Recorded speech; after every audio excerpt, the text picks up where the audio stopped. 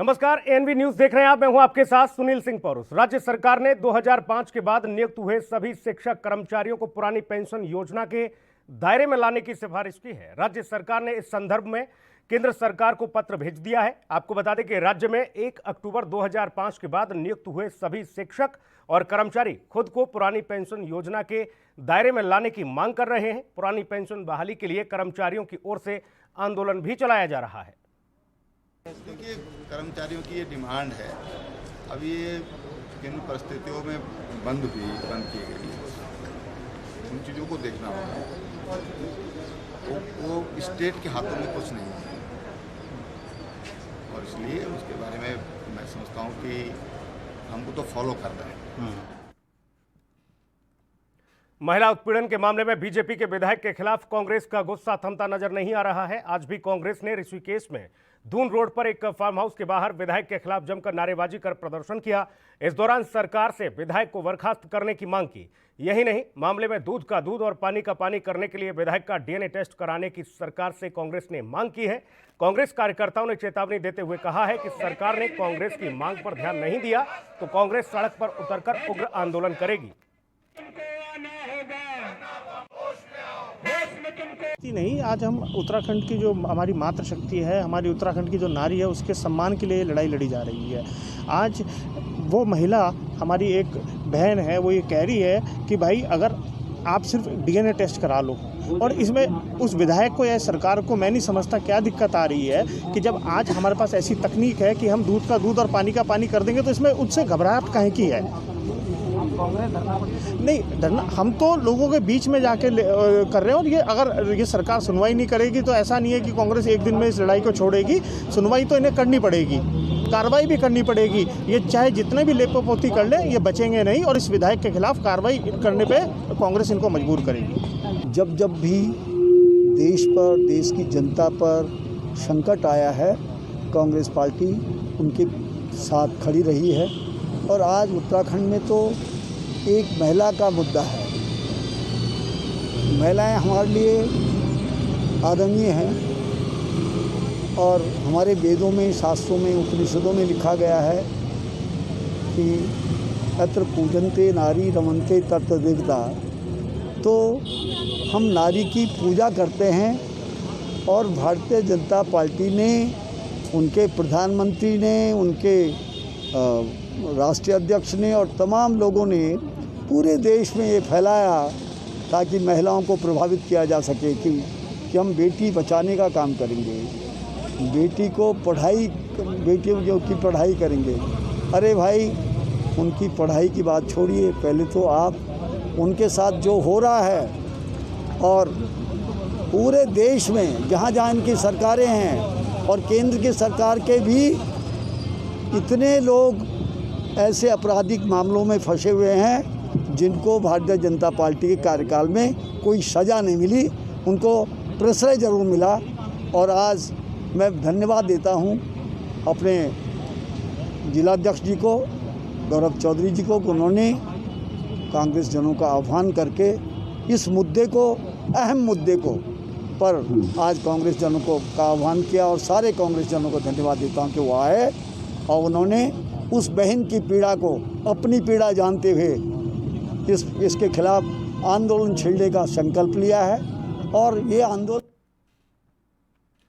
उधर रुड़की में चंद्रशेखर आजाद की प्रतिमा को लेकर फिर से शहर में राजनीति गर्मा गई है। एक ओर जहां पर शहीद चंद्रशेखर आजाद ब्रिगेड ने प्रतिमा को 1 सितंबर से उसके पूर्व स्थान पर स्थापित करने का ऐलान किया है, तो वहीं अभी तक इसका विरोध कर रहे शहर विधायक भी अब इसके पक्ष में आ खड़े हुए हैं।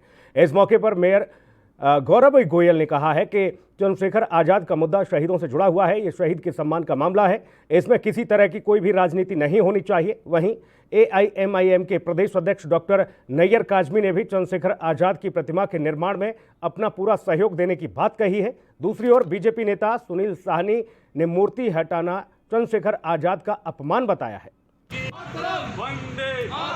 चंद्रशेखर आजाद। मैंने इस विषय को लेकर परसों जिलाधिकारी महोदय से बात की। हाई कोर्ट का निर्देश था कि जिलाधिकारी इस पर निर्णय लें, यथास्थिति मौके पर जाएं और इस पर निर्णय लें।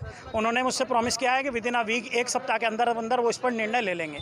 उनका निर्णय लेने के 24 घंटे के अंदर अंदर इसको भव्य चौक बनाने के लिए मैं संकल्पित हूँ। बहुत सुंदर चौक बनेगा, फुहारा लगेगा, ग्रीनरी लगेगी और एक भव्य चौक मैं इसमें बना के दूंगा और 24 घंटे के अंदर अंदर काम शुरू कर दूंगा। मुझे जानकारी मिली यहाँ पे कोई रेडिया खड़ी थी, कुछ गंदगी फैली हुई थी, मैंने तुरंत ना देरी करते हुए 2 घंटे के अंदर अंदर ये रेलिंग लगवाई, चेन बनवाई, यहाँ पर कार्य की व्यवस्था बनाई और मुझे निर्णय आते ही विदिन 24 आवर मैं यहाँ पे काम शुरू करके भव्य इसको चंद्रशेखर चौक का उक्त विषय है, बहुत ही कष्टदायक विषय है। सबसे पहले तो मैं ये कहना चाहूँगा कि वो व्यक्ति कौन है जिसने यहाँ पर एक चंद्रशेखर आज़ाद जी की मूर्ति स्थापित थी। मेरा बचपन यहीं बीता और सैकड़ों बार हमने यहाँ पर बैठकर धरने प्रदर्शन किए। ये स्थान एक पवित्र स्थान था। जब अपने दिनेश कौशिक जी चेयरमैन थे, उनके बोर्ड ने यहाँ पर एक प्रस्ताव पारित करके फव्वारा यहाँ पर लाखों रुपए में लगाया था, मोटर लगाई थी पानी की। तो वो व्यक्ति कौन है जिसने रात रात में इस जगह को समेट दिया?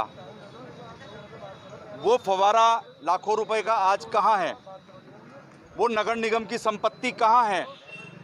वो बोर्ड का पत्थर जिसने उस मूर्ति की स्थापना करी थी, उसमें उस वक्त के तत्कालीन चेयरमैन और हमारे तत्कालीन सम्मानित पार्षद गण के द्वारा वो प्रस्ताव पारित हुआ था। वो उनका भी घोर अपमान है। चंद्रशेखर आज़ाद जी का तो बहुत बड़ा अपमान है कि उनकी मूर्ति इस जगह से हटाकर चौराहे पर लगा दी गई। ये बहुत बड़ा अपमान है।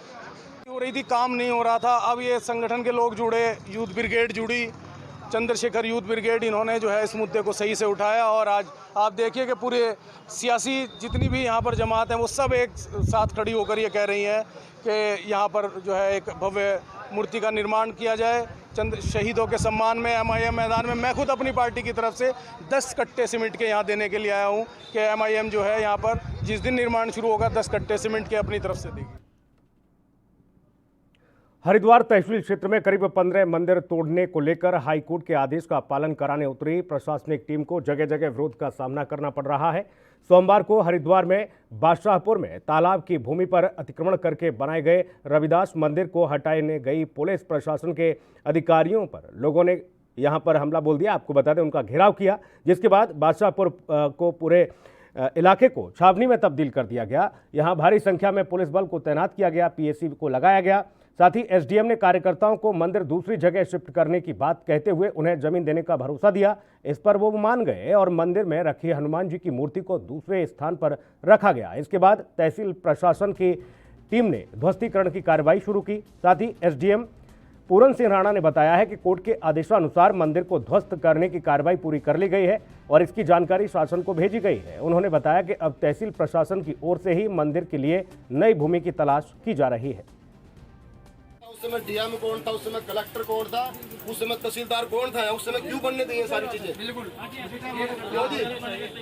उस समय क्यों बनने देते हैं लोग इस तरह की जगह? जी जी जी है? उस समय पता नहीं क्या किसके दबाव में बढ़ाते हैं, किसके क्या करते हैं।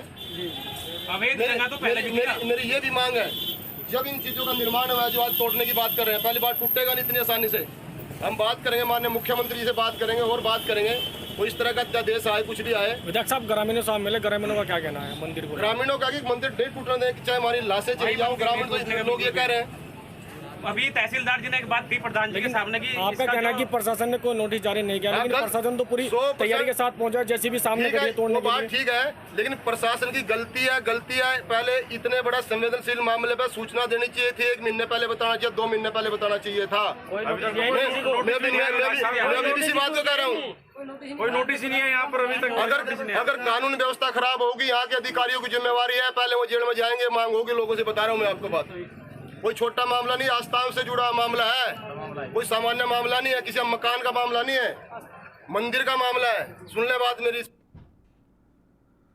हरिद्वार रोड की विकास प्राधिकरण के आसपास के क्षेत्रों में अवैध निर्माण पर लगाम कसने में जुटा हुआ है। बावजूद आपको बता दें कि HRDA के बिना अनुमति के अवैध निर्माण कार्य धड़ल्ले से चल रहे हैं। हालांकि HRDA लोगों के नोटिस भी लोगों को भेज चुका है और स्थानीय पुलिस को भी संबंधित मामले में कार्रवाई की बात कही गई है।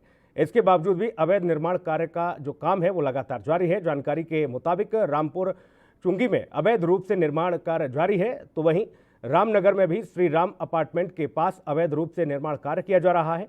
सूत्रों के मुताबिक रामनगर में होने वाले अवैध निर्माण कार्य में किसी राजनीतिक व्यक्ति का संरक्षण प्राप्त है। इस व्यक्ति को, जिसकी शह पर नोटिस के बावजूद भी ये कार्य तेजी से चलाया जा रहा है। वहीं HRDA के सहायक अभियंता DS रावत ने कहा कि अवैध रूप से कार्य करने वालों के खिलाफ कार्रवाई की जाएगी, फिर चाहे उन्हें किसी का भी संरक्षण प्राप्त क्यों न हो।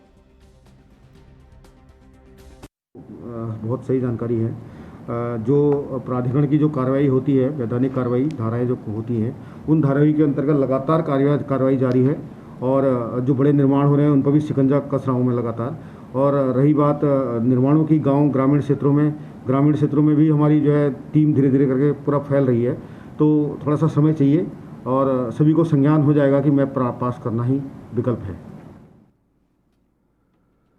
और अब आप घर बैठे ही देश विदेश में श्रद्धालु बद्रीनाथ के विराट मंदिर के बद्रीपुरी के भी दर्शन कर सकेंगे। आपको बता दें कि मुख्यमंत्री त्रिवेंद्र सिंह रावत की चारधाम लाइव दर्शन योजना की घोषणा के बाद अब जियो कंपनी ने प्रथम चरण में बद्रीनाथ मंदिर के ठीक सामने एक पंक्ति पथ पर HD कैमरे लगा दिए हैं।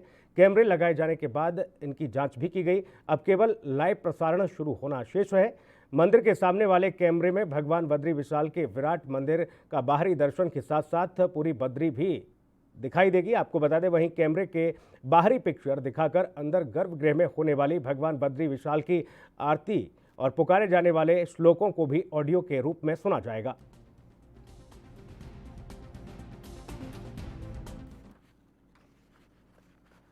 सिखों के विश्व प्रसिद्ध गुरुद्वारे हेमकुंड साहिब के कपाट इस बार कोरोना के चलते तय समय पर नहीं खोल पाए थे। आपको बता दें कि अब हेमकुंड के कपाट खोलने की तारीख सितंबर में तय की गई है। 4 सितंबर इसकी तारीख शायद तय की गई है। आपको बता दें कि जिला प्रशासन और गुरुद्वारा प्रबंधन समिति की बैठक में जिला मुख्यालय गोपेश्वर में ये बैठक हुई। इस बैठक में जिलाधिकारी ने इस यात्रा से संबंधित सभी अधिकारियों को निर्देशित किया। वहीं गुरुद्वारा प्रबंधन कमेटी के अध्यक्ष सेवा सिंह ने कहा कि यात्रा की सभी तैयारियां पूरी कर ली गई हैं। साथ ही राशन की भी पर्याप्त व्यवस्था गुरुद्वारा प्रबंधन के द्वारा कर ली गई है। आज ये सभी जितने भी स्टेक होल्डर्स हैं और अधिकारी, उनके साथ बैठक की गई हेमकुंड यात्रा को लेकर और उसमें 4 सितंबर से कपाट खुल रहे हैं और उसमें RT-PCR टेस्ट जो भी बाहर से, उत्तराखंड के बाहर से आने वाले लोग होंगे उनके लिए विदिन 72 आवर्स का RT-PCR टेस्ट कंपलसरी है। एंड साथ में वहाँ पे 200 लोगों को जाने की अनुमति दी जाएगी और इसके लिए बाकी ऋषिकेश से और अन्य जगह से भी कोऑर्डिनेट किया जा रहा है, जिससे बहुत ज़्यादा संख्या में लोग मत आएँ और अन्य जो हमारी बिजली, पानी और मेडिकल वगैरह की सुविधाएँ हैं वो सब सुचारू की जा सकती हैं। कोरोना महामारी के चलते इस साल यात्रा को बहुत डिले कर दिया गया था। 4 सितंबर से प्रशासन और गुरुद्वारा कमेटी का बाद फैसला होने के बाद ही यात्रा को स्टार्ट किया जा रहा है। अभी जो आज मीटिंग हुई है DM मैडम के साथ, तो उसमें पहले 100 लोगों का था। अब इन्होंने बोला है कि 200 लोग जो हैं पर डे श्री हेमकुंड साहब की यात्रा के लिए आ सकते हैं। हाँ, प्रशासन के सामने हमने रखी है कि एक तो सबसे पहले है कि जो लोग यात्री आ रहे हैं उनका नीचे ऋषिकेश में या श्रीनगर में ही सब कुछ चेक किया जाए डॉक्यूमेंट्स, क्योंकि गोचर में अगर उनका कोई भी डॉक्यूमेंट्स गलत पाया जा रहा है तो उनको ना आगे जा सकते हैं ना पीछे जा सकते हैं। ये सबसे बड़ी समस्या है जो 2-3 दिन से हम लोग फेस भी कर रहे थे। जो यात्री आ भी रहे हैं तो इन्होंने आश्वासन दिलाया प्रशासन ने कि इसका ऋषिकेश में ही सलूशन किया जाएगा और उसी यात्री को एंट्री दी जाएगी उत्तराखंड में जिसके पास ये कोविड का टेस्ट नेगेटिव और ऑनलाइन पास। और यहाँ वक्त तो चला एक छोटे से ब्रेक का, जल्द लौटेंगे।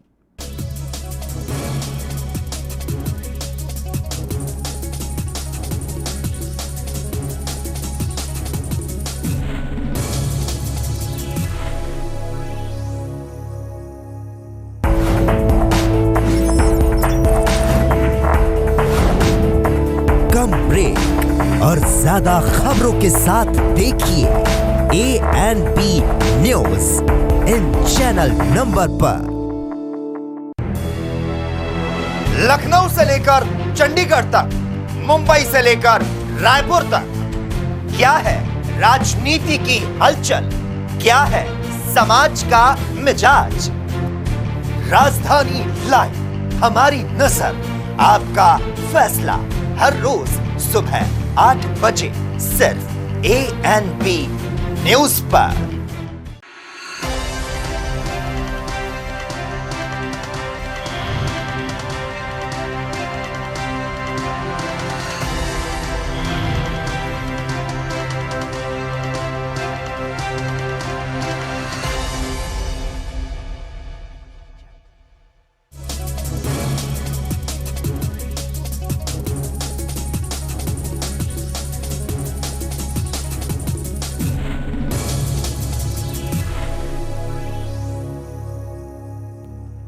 ब्रेक के बाद स्वागत है आपका। बढ़ेंगे खबरों में आगे। लॉकडाउन के बाद से बंद हुए नीलकंठ महादेव मंदिर के कपाट लंबी अवधि के बाद 1 सितंबर को श्रद्धालुओं के लिए खुलने जा रहे हैं। मंदिर समिति ने बैठक करने के बाद यह फैसला किया है। सोमवार को नीलकंठ महादेव मंदिर के परिसर में मंदिर समिति से जुड़े पदाधिकारियों और व्यापारियों के बीच बैठक हुई। वहीं आपसी विचार विमर्श के बाद मंदिर समिति ने निर्णय लिया कि श्रद्धालुओं के दर्शनों को लिए ये कपाट जो है 1 सितंबर से अब खोल दिए जाएं और शायद प्रशासन से भी इसकी मंजूरी मिल गई है। जय श्री नीलकंठ महादेव। सभी श्रद्धालुओं को सूचित किया जाता है कि आज दिनांक 31/8/2020 को श्री नीलकंठ महादेव मंदिर समिति एवं व्यापार मंडल, टैक्सी यूनियन, लक्ष्मण झूला की संयुक्त बैठक में आम सहमति से निर्णय लिया गया है कि दिनांक 1/9/2020 से सभी श्रद्धालुओं के लिए श्री नीलकंठ महादेव मंदिर के कपाट सुबह 9 बजे से सायं 4 बजे तक खुले रहेंगे, जिसमें भारत सरकार की गाइडलाइंस का अनुपालन करना अनिवार्य होगा। मास्क लगाना और सोशल डिस्टेंसिंग पहाड़ों की रानी मसूरी में लगातार हो रही बारिश और मसूरी दून रोड पर हुए सड़क चौड़ीकरण कार्य के चलते मसूरी देहरादून मार्ग पर लगातार भूस्खलन जारी है। भारी भूस्खलन के चलते आपको बता दें कि देर रात से ही मसूरी देहरादून मुख्य मार्ग पर मलबा आने से मार्ग पूरी तरह से बाधित हो गया। हालांकि प्रशासन द्वारा मार्ग को सुचारू करने के लिए जेसीबी मशीन लगाई गई हैं। मार्ग बंद होने की वजह से सड़क के दोनों तरफ वाहनों की लंबी लंबी कतारें लगी हुई हैं और अधिकांश यात्री वापस लौटने के लिए भी मजबूर हैं।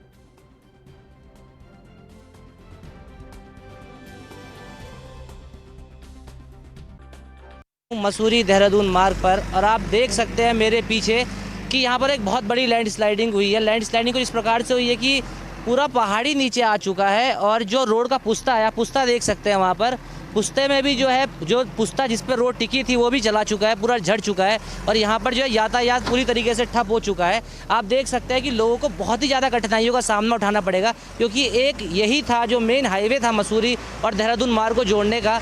इसका एक सब्स्टिट्यूट रास्ता भी है, वो किमाड़ी मार्ग है, लेकिन जो मेन हाईवे है वो यही है।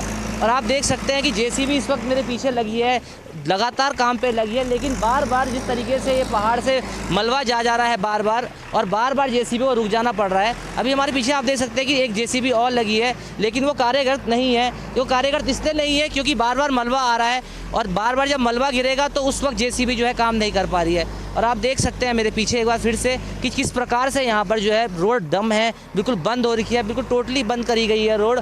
और जो है पहाड़ों से बार बार मलबा गिर रहा है, लेकिन लोगों को जो है बताया जा रहा है, रास्ता रोक दिया गया है। लोगों का कोठाल गेट से ही रास्ता रोक दिया गया है कि मसूरी ना आए, और जो मसूरी में यात्री फंस गए हैं उनको बताया जा रहा है कि वो किमाड़ी वाले रास्ते से जाएं। वो किमाड़ी वाला रास्ता भी जो है ज़्यादा सेफ़ नहीं है, उस रोड पे बैरिकेड नहीं है, लाइटें नहीं है और बहुत ही नैरो रोड है, लेकिन उसके बावजूद भी जो है यहाँ का हाईवे टोटली पूर्ण रूप से बंद कर दिया गया है। और आप पीछे देखिए किस तरीके से पहाड़ देखिए गिर रहा है, इसका जो है बार बार इस पर जो है मलबा निकलता जा रहा है। जब तक जेसीबी काम कर रही है बार बार मलबा निकल रहा है। जेसीबी अपने कार्य में पूर्ण है, लेकिन आज जो है ये कार्य पूरा नहीं हो सकता है। मुझे नहीं लगता है कि आज के दिन ये काम पूरा होगा। कम से कम 2 से 3 दिन लगेंगे इस रोड को ठीक होने में, क्योंकि यहाँ का पुस्ता भी जा चुका है और मलबा जो है कंटिन्यूसली निकल रहा है।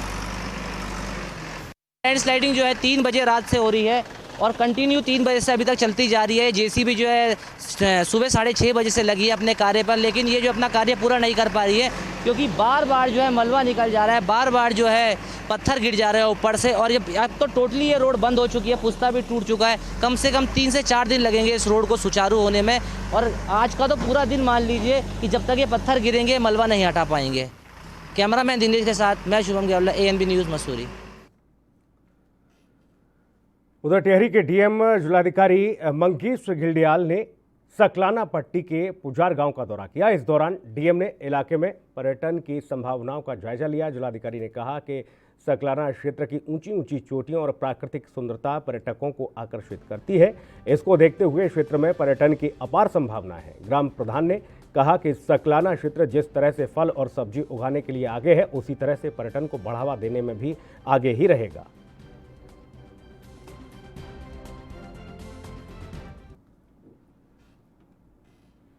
देश दुनिया के लिए उत्तराखंड की सीमाएं बेरोक-टोक खोलने की मांग तीर्थ नगरी के जनप्रतिनिधियों ने प्रदेश सरकार से की है। इस संबंध में शहर की तमाम संस्थाओं ने, प्रतिनिधियों ने और बाकी लोगों ने उत्तराखंड व्यापार बचाओ संघर्ष समिति के बैनर तले त्रिवेणी घाट पर धरना भी दिया। साथ ही जनप्रतिनिधियों का कहना है कि उत्तराखंड पर्यटन राज्य है, लेकिन पर्यटकों के आवागमन पर कई प्रकार की शर्तें लगी होने के चलते उत्तराखंड में पर्यटक नहीं पहुंच पा रहे हैं, जिसका खामियाजा सबसे ज्यादा यहाँ के व्यापारियों को भुगतना पड़ रहा है। स्थिति ऐसी है कि व्यवसायी रोजी रोटी के लिए भी तरसने लगे हैं। इसके कारण जो है काफ़ी टाइम समय से जो है हमारा सबका लोग व्यापार जो है काफ़ी प्रभावित हुआ। तो अंतर्राज्यीय परिवहन जो है इसे खोलने की मांग है, जिससे कि व्यापार सुचारू रूप से चल सके, क्योंकि हमारा जो भी व्यापार है ये पर्यटन से संबंधित है। पर्यटन उद्योग जो है हमारे यहाँ की रीढ़ है और सरकार ने बहुत ही अच्छी पहलें करी हैं। ये आप देख रहे हैं एमएससी सेक्टर और हर सेक्टर को कहीं ना कहीं मदद दी है। हम चाहते हैं कि हमें जो है इसमें सुविधाएं भी ऐसी मिले ताकि जो है ये सेक्टर खुद को भी मजबूत कर सके और आने वाले समय में जो है राज्य की आर्थिक जो प्रगति कर सके, आर्थिक रूप से राज्य प्रगति कर सके। देखिए, आज जो है हमारी केंद्र से सरकार से और राज्य सरकार से हमारी मांग है। हमारे जो राज्य के मुखिया हैं श्री त्रिवेंद्र सिंह रावत जी, तो हमारी उनसे मांग है यहाँ पे समस्त जितने भी व्यावसायिक संगठन हैं वो सबकी एक उपवास कार्यक्रम हमने रखा है। हमने एक सूत्रीय मांग हमने इस पर रखी है कि जो हमारा आवाजाही है वो पूर्णतः खुल दी जाए, क्योंकि हमारा प्रदेश उत्तराखंड प्रदेश जो है पर्यटन प्रदेश है। अगर यहाँ पे यात्री नहीं आता है या पर्यटक नहीं आता है तो निश्चित तौर पे किराना से लेकर होटल से लेकर वो सब बंद पड़े हुए हैं। तो हमारी एक सूत्रीय मांग है कि कृपया जो हमारी आवाजाही है वो खुल दी जाए। जिस तरीके से भय माफिया काम कर रहा है कोरोना पे, उसके लिए क्या कहेंगे? देखिए, हाँ, इसमें भी हमारी बैठक में भी ये निकला है कि 1.25 लाख रुपए का पैकेज जो है होटलों को मिल रहा है और निश्चित तौर पे होटलों को जब 1.25 लाख मिल रहा है तो कोरोना की संख्या घटेगी नहीं, वो बढ़ेगी। हमारे जो 4 लोग अगर वहाँ जाएंगे तो उनको 3 को कोरोना पॉजिटिव बताना ही बताना है। तो इसमें भी हमारी जहां एक तरफ पूरा देश कोरोना जैसी घातक बीमारी से जूझ रहा है, तो वहीं दूसरी ओर कांग्रेस किसान यूनियन किसानों की जायज मांगों को लेकर 1 दिवसीय उपवास पर बैठी। आपको बता दें कि पूरा मामला भगवानपुर विधानसभा क्षेत्र का बताया जा रहा है, जहां पर तिज्जूपुर गांव का ये पूरा वाकया है, जहां सैकड़ों कांग्रेस के कार्यकर्ताओं ने सोशल डिस्टेंसिंग का ख्याल रखते हुए किसानों के लिए सरकार के खिलाफ मोर्चा खोल रखा है। जहां कांग्रेस कार्यकर्ताओं ने सरकार के सामने कई अहम मांगे रखी हैं, जिसमें किसानों के गन्ने का जल्द से जल्द भुगतान हो और जो कृषि कार्ड पर बकाया लिया जा रहा है उसे वापस किया जाए। आज प्रदेश किसान कांग्रेस कमेटी माननीय सुश्री रेड्डी जी के आह्वान पर एक कार्यक्रम रखा गया है जिला अध्यक्ष नेतृत्व में किसानों की कुछ मांग को लेकर, जैसे कि गन्ने का रुका पेमेंट का तुरंत भुगतान हो, यूरिया खाद समितियों को नहीं मिल रहा वो उपलब्ध करा जाए, किसानों का इस कोरोना महामारी में इस वर्ष का बिजली का चार्ज माफ होना चाहिए, केसी कार्ड जो किसानों के बने हुए हैं और जो पेमेंट गन्ने का किसानों का थोड़ा बहुत आ भी रहा उसे बैंक जो काट लेता है वो किस्तें ना काटी जाए, सब हाथे होल्ड कर रखे और किसानों को फसल का उचित दाम मिले। और हमारा अगला कदम ये होगा, अगर हमारी मांग सरकार पूरी नहीं करेगी कि हम सड़कों पर आकर आंदोलन करें, सारे प्रदेश में पुरजोर लगा कर आंदोलन करेगी। गदरपुर के सामुदायिक स्वास्थ्य केंद्र में तैनात कनिष्ठ सहायक बलवंत आर्य की मौत का मामला तूल पकड़ता जा रहा है। इससे नाराज परिजन और स्वास्थ्य कर्मचारियों ने डॉक्टरों ने भी कार्य का बहिष्कार कर दिया, जिसमें मरीजों को देखने और ओपीडी का कार्य बंद रहा। साथ ही कर्मचारी मुख्य चिकित्सा अधिकारी उधम सिंह नगर ने वार्ता की और इस दरमियान इन लोगों को समझाइश दी गई, जिसके बाद मुख्य चिकित्सा अधिकारी डॉक्टर देवेंद्र सिंह ने हड़ताली कर्मचारियों की समस्याएं सुनते हुए उन्हें आश्वासन दिया। साथ ही कनिष्ठ सहायक बलवंत आर्य के परिजनों की हर संभव मदद का भरोसा दिया गया। आपको बता दें, इस दौरान स्वास्थ्य कर्मचारियों ने सरकार से मांग की है कि कनिष्ठ सहायक के परिजनों को सरकार कोरोना काल में होने वाली मौत के दरमियान मिलने वाले 51 लाख रुपए की आर्थिक मदद उपलब्ध कराए। साथ ही वैश्विक महामारी की रोकथाम में लगे स्वास्थ्य कर्मचारियों को पर्याप्त सुरक्षा मुहैया कराई जाए। आपको ये बता दें कि बीते 28 अगस्त को स्वास्थ्य केंद्र में तैनात फार्मासिस्ट एवं कनिष्ठ सहायक बलवंत आर्य की रिपोर्ट कोरोना पॉजिटिव आई थी, जिसके बाद अस्पताल में सुविधा न मिलने से उसकी मौत हो गई।